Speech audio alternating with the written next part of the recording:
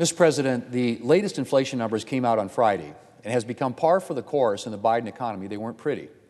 Inflation hit 8.6% in May, the worst inflation since December of 1981. Grocery prices increased nearly 12% on average. Eggs were up 32%. Chicken was up 17%. Milk was up 15%.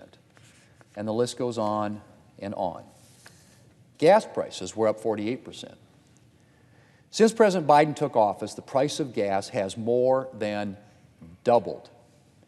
Gas is at $5 a gallon, and the price of diesel, so essential to our nation's farmers and ranchers, is even worse.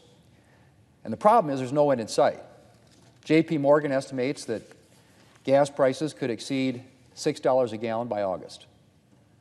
Other energy costs have also increased, with electricity up 12% and utility gas service up 30%.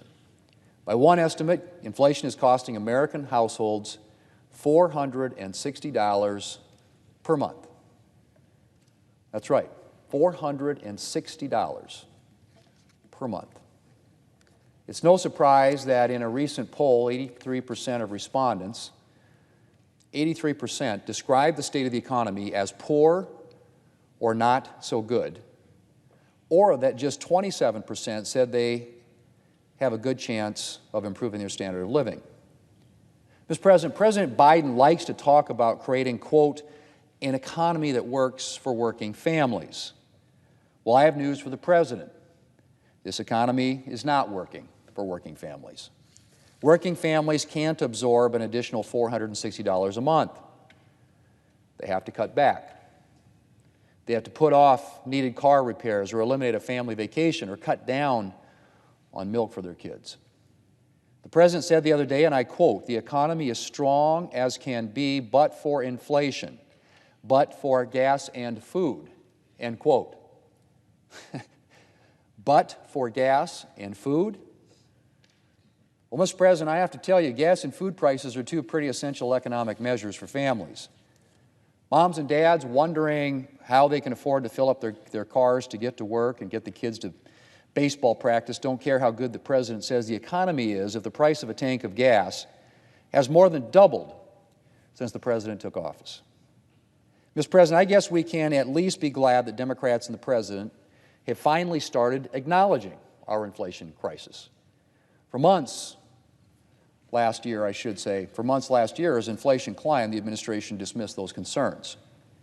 And even as it became more and more clear that we had a long-term problem on our hands, the President and congressional Democrats spent their time focusing not on solutions to our inflation crisis, but on a massive spending spree almost guaranteed to make our inflation problem worse.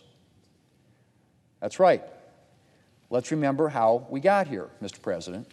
When President Biden took office, inflation was at 1.4%, well within the Fed's target inflation rate of 2%. And it might have stayed there had Democrats not decided to pass a massive and partisan $1.9 trillion spending spree under the guise of COVID relief.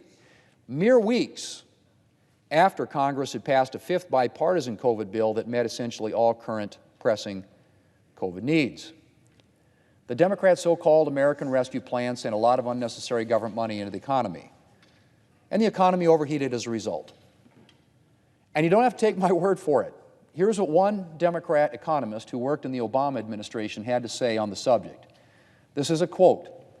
The $1.9 trillion American Rescue Plan passed in the early days of the Biden administration will go down in history as an extraordinary policy mistake.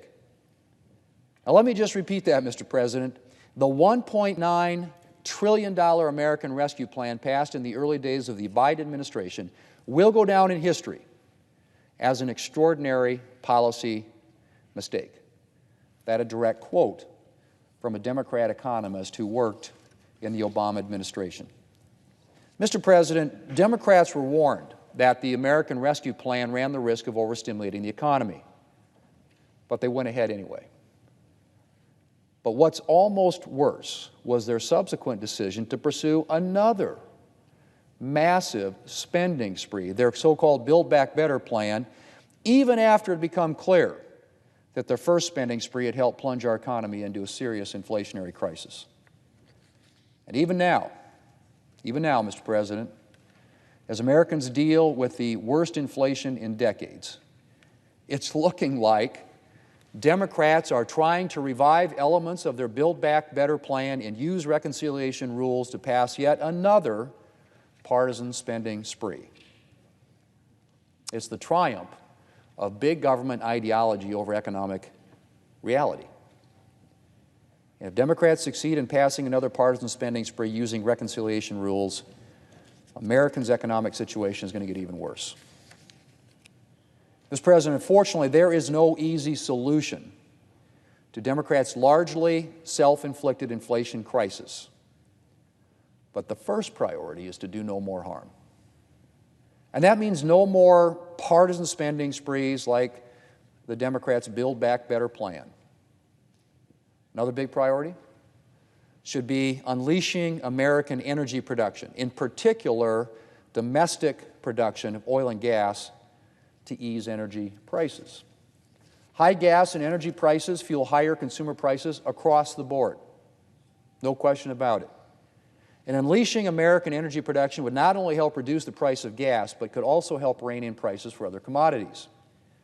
Unfortunately, the President has demonstrated a clear hostility to conventional energy production, which is discouraging investment in American energy and prolonging the current gas price situation. Another thing we should be doing to help make life easier for consumers is trying to ease supply chain woes, whether that involves removing burdensome trucking regulations or passing legislation like my Ocean Shipping Reform Act. Mr. President, I'm pleased that both Democrats and Republicans have come together to support my bipartisan bill, which I introduced along with Senator Klobuchar earlier this year. And I'm particularly grateful to my fellow South Dakotan, Representative Dusty Johnson, who helped usher this legislation through the House of Representatives. The Ocean Shipping Reform Act would help ease supply chain pressures by addressing unfair ocean carrier practices, speeding up the resolution of detention and demurrage disputes, and improving the movement of goods at our nation's ports. It won't solve our nation's inflation crisis, but it should help make life easier for U.S. exporters, importers, and consumers alike. I'm very pleased that this legislation passed the House of Representatives yesterday, and it will soon be on its way to the President's desk. And I hope that we will be able to pursue more bipartisan propositions to help make life easier for American families. Mr. President, Democrats' big spending, big government agenda has resulted in a lot of pain for working families. President Biden and Democrats really want to make life better for ordinary Americans. They will decisively reject any further spending sprees and work with Republicans to do what we can to alleviate the inflation crisis that the Democrats helped create. Mr. President, I yield the floor.